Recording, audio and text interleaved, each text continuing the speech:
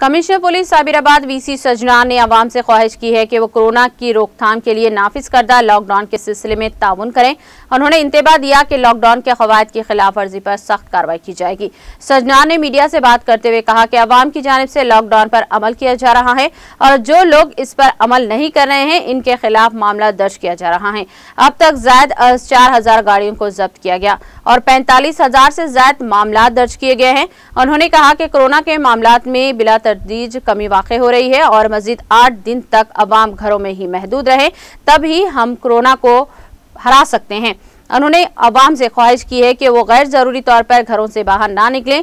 उन्होंने कहा कि पुलिस मुलाजमीन 3 शिफ्ट्स में काम कर रहे हैं। उन्होंने मजीद कहा कि पुलिस अवाम के लिए सड़कों पर है। कमांड एंड कंट्रोल सेंटर में तमाम CCTV कैमरों के जरिए नजर रखी जा रही है और ये देखा जा रहा है कि अवामी इज्तिमात कहाँ हैं। उन्होंने कहा कि अवाम खतरा ना मोले और अपने घरों से बाहर ना निकले, यही इनके लिए बेहतर होगा।